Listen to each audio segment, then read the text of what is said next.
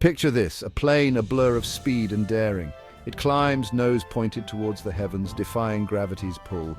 Then a graceful arc, a perfect circle etched against the sky. The crowd gasps, hearts pounding. That, my friends, is a loop.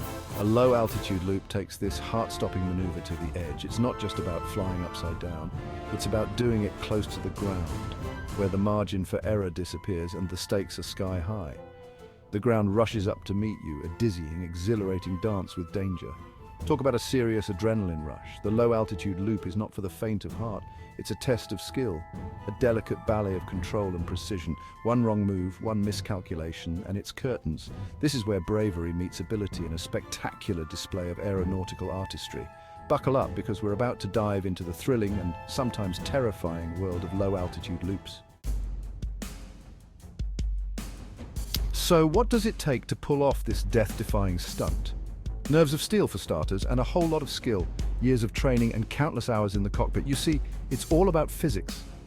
Understanding the forces at play is crucial. First, you've got your lift, the force that keeps the plane up.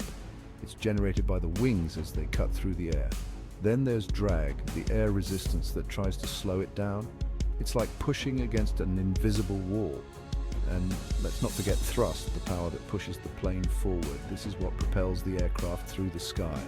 In a low-altitude loop, the pilot's fighting against these forces, trying to maintain control while the world turns upside down. Timing is everything.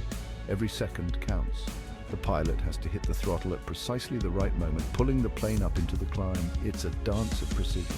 Too much power and the plane could stall. This is when the aircraft loses lift and starts to fall. Too little and it might not make it over the top. The plane could fail to complete the maneuver. It's a delicate balance, a high-stakes game of inches and seconds. Every move must be calculated.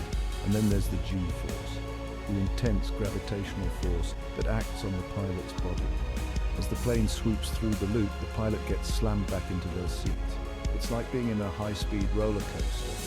The blood rushes to their head, their vision blurs. It's a physical and mental challenge. It's intense, disorienting, and absolutely exhilarating. The thrill is unmatched.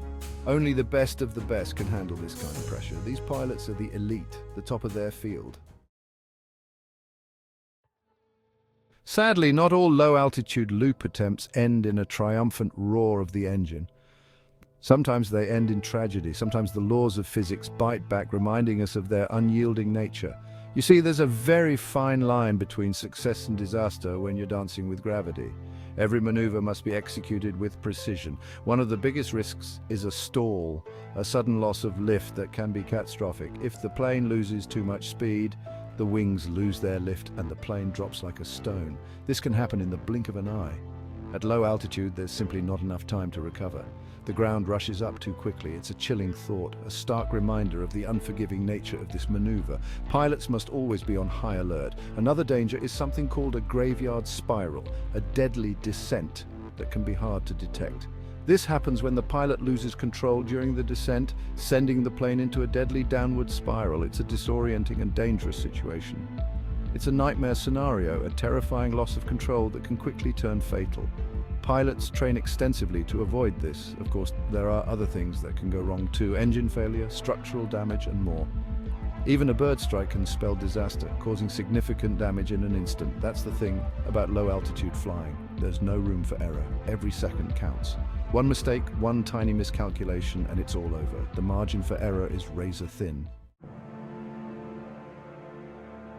Throughout history, there have been some legendary pilots who dared to push the limits of what's possible in the air. These brave souls took to the skies with a sense of adventure and a desire to explore the unknown. These are the daredevils, the pioneers who risked their necks to achieve aviation greatness. They faced numerous challenges and dangers, yet their determination never wavered. One such legend is Adolphe Pégoud, a French aviator who, back in 1913, became the first person to intentionally perform an aerial loop.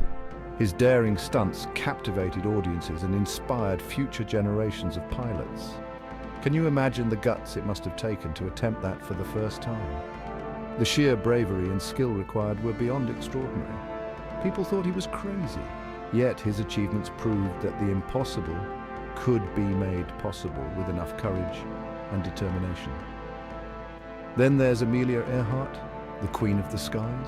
Her name is synonymous with pioneering spirit and fearless ambition. She was the first woman to fly solo across the Atlantic Ocean, a feat that cemented her place in aviation history. And she also happened to be a dab hand at low-altitude aerobatics, showcasing her incredible piloting skills. Talk about a woman who could handle a plane.